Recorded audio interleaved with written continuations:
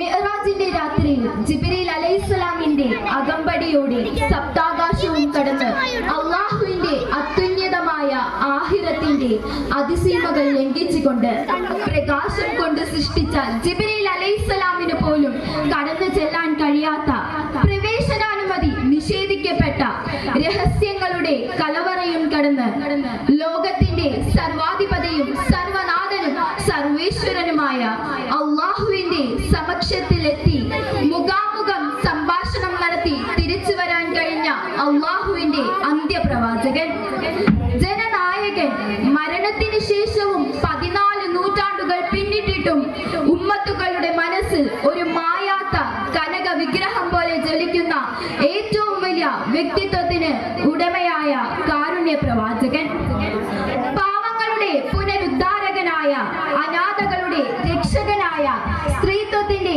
വിമോചകനായ മുത്ത് മുഹമ്മദ് മുസ്തഫ സല്ലല്ലാഹു അലൈഹി വസല്ലമ തങ്ങളുടെ വ്യക്തിത്വത്തെ പറ്റി പറയാൻ എനിക്കോ നിങ്ങൾക്കോ കഴിയില്ല. എങ്കിലും നബി സല്ലല്ലാഹു അലൈഹി വസല്ലമയെ പറ്റിയും അവിടുത്തെ മഹത്തായ സന്ദേശത്തെ കുറിച്ചും അപൂർണമായ ഏതാനും ചില സന്ദേശങ്ങൾ നിങ്ങളുമായി പങ്കുവെക്കാൻ ആഗ്രഹിക്കുന്നു. അതിൽ അവസരം ലഭിച്ചതിൽ അതിയായ സന്തോഷം. അൽഹംദുലില്ലാഹ്, അല്ലാഹുവിന് സർവസ്തുതിയും.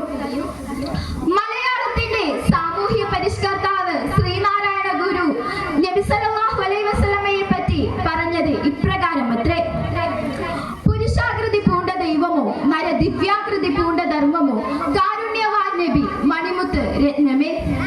ജീവിതത്തിന്റെ സമസ്ത മേഖലകളിലും മനുഷ്യരാശിക്ക് ഉത്തമ മാതൃകയാണ് തിരുദൂതൻ.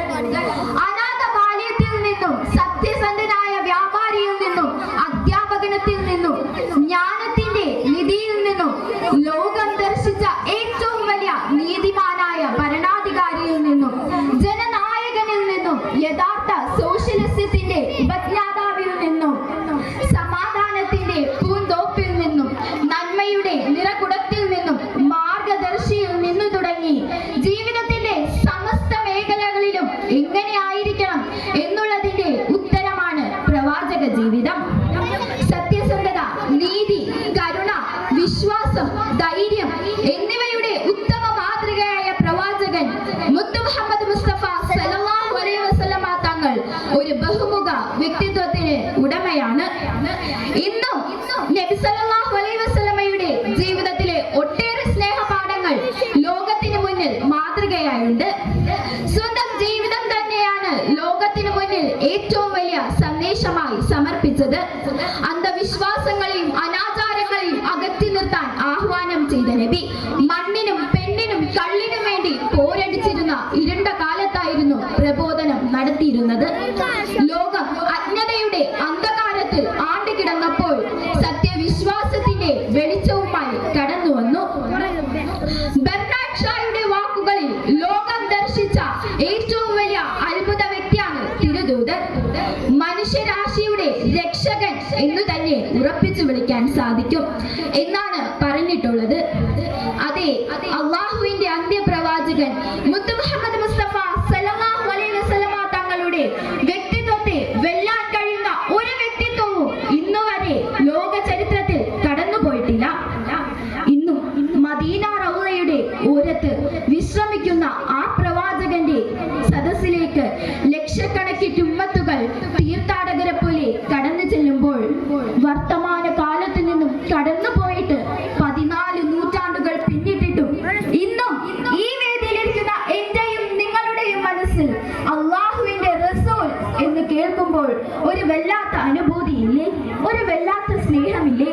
അത് അന്ത്യപ്രവാചകൻ മുത്ത് മുഹമ്മദ് മുസ്തഫ സല്ലല്ലാഹു അലൈഹി വസല്ലമ തങ്ങളുടെ അടുത്ത് ചെന്ന് ആ റൗള ഷരീഫിന് സലാം പറയാൻ കൊതിക്കുന്ന മനസ്സില്ലേ? അത് തന്നെയാണ് ഏറ്റവും വലിയ ഉദാഹരണം. നാഥൻ തൗഫീഖ് നൽകുമാറാകട്ടെ. ആമീൻ. അമേരിക്കയിലെ ജ്യോതിശാസ്ത്രജ്ഞനും എഴുത്തുകാരനുമായ മൈക്കൽ എച്ച് ഹാർട്ടിന്റെ വാക്കുകളിലേക്ക് ഞാൻ നിങ്ങളുടെ എല്ലാവരുടെയും ശ്രദ്ധ ആകർഷിക്കുകയാണ്.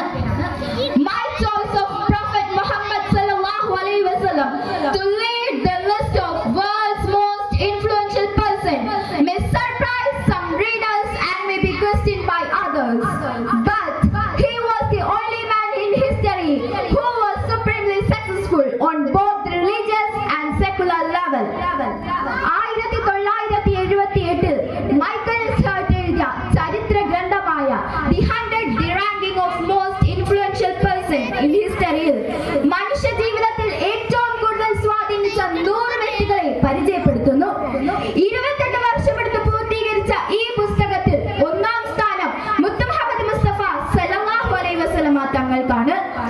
മതരംഗത്തും മതേതര രംഗത്തും ഒരുപോലെ മികച്ച വിജയം കാഴ്ചവെച്ച എക്കാലത്തെയും മഹാനാണ് നബി സല്ലല്ലാഹു അലൈഹി വസല്ലമ തങ്ങൾ എന്നാണ് അദ്ദേഹം പറഞ്ഞിരിക്കുന്നത്. US കോൺഗ്രസ് നബി സല്ലല്ലാഹു അലൈഹി വസല്ലമയെ വിശേഷിപ്പിച്ചത് the first unified code of law എന്ന പേരിലാണ്. നബിചര്യയുടെ പ്രസക്തി അറിയണമെങ്കിൽ നബി സല്ലല്ലാഹു അലൈഹി വസല്ലമയുടെ ജീവിതത്തിലൂടെ കടന്നു ചെല്ലുമ്പോൾ നബി തങ്ങൾ കൈവരിക്കാത്ത ഒരു മേഖലയും ഇല്ല എന്ന് മനസ്സിലാക്കാൻ സാധിക്കും. ജെൻഡർ ജസ്റ്റിസ് എന്ന് ഇപ്പോൾ ഇംഗ്ലീഷിൽ പറയുന്നത് നബി സല്ലല്ലാഹു അലൈഹി വസല്ലമക്ക് അക്കാലത്ത് പ്രാവർത്തികമാക്കാൻ സാധിച്ചു. നൂറ്റാണ്ടുകൾ കൊണ്ട് ചെയ്തു തീർക്കേണ്ട കാര്യങ്ങൾ കുറഞ്ഞ വർഷങ്ങൾ കൊണ്ട് ചെയ്തു തീർത്ത മഹാനാണ് നബി സല്ലല്ലാഹു അലൈഹി വസല്ലമ തങ്ങൾ. വെളുത്ത സൽമാനുൽ ഫാരിസിനെയും കറുത്ത ബിലാലിനെയും ഒരുമിച്ച് അണിനിർത്തി വർണ്ണവിവേചനം അരുത് എന്ന് പഠിപ്പിച്ച പ്രവാചകൻ. അയൽവാസി പട്ടിണി കിടക്കുമ്പോൾ സ്വന്തം വയർ നിറക്കരുത്, അതിൽ ജാതി നോക്കരുത് എന്ന് പഠിപ്പിച്ച പ്രവാചകൻ. തട്ടത് എന്റെ മകൾ ഫാത്തിമ റളിയല്ലാഹു അൻഹു ആണെങ്കിൽ പോലും കൈവെട്ടണം എന്ന് പഠിപ്പിച്ച പ്രവാചകൻ. മരിച്ചത് തന്റെ മതത്തിൽപ്പെട്ട കുഞ്ഞല്ല എന്ന് അനുയായി പറഞ്ഞപ്പോൾ കുഞ്ഞുങ്ങൾക്ക് എന്ത് മതം എന്ന് ചോദിച്ച് ശകാരിച്ച പ്രവാചകൻ. മാതാപിതാക്കളോട് ചേ എന്ന വാക്കുപോലും പറയരുത് എന്ന് പഠിപ്പിച്ച സ്നേഹ പ്രവാചകൻ. മരണം അടുത്തപ്പോഴും എന്റെ ഉമ്മത്ത് എന്നോർത്ത് കരഞ്ഞ പകരമില്ലാത്ത നേതാവ്. ഉമ്മാന്റെ കാലടിയിലാണ് സ്വർഗമെന്നും വാപ്പയുടെ വിയർപ്പാണ് കുടുംബത്തിന്റെ ആധാരം എന്നും പഠിപ്പിച്ച സ്നേഹ പ്രവാചകൻ.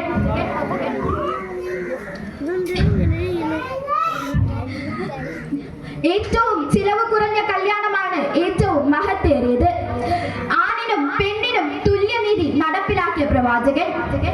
മയ്യത്ത് കൊണ്ട് ജനം പോകുമ്പോൾ എഴുന്നേറ്റ് നിന്ന പ്രവാചകനോട് അത് തന്റെ മതത്തിൽ പെട്ടതല്ല എന്ന് പറഞ്ഞപ്പോൾ അത് മനുഷ്യന്റേതാണ് എന്ന് പഠിപ്പിച്ച പ്രവാചകൻ.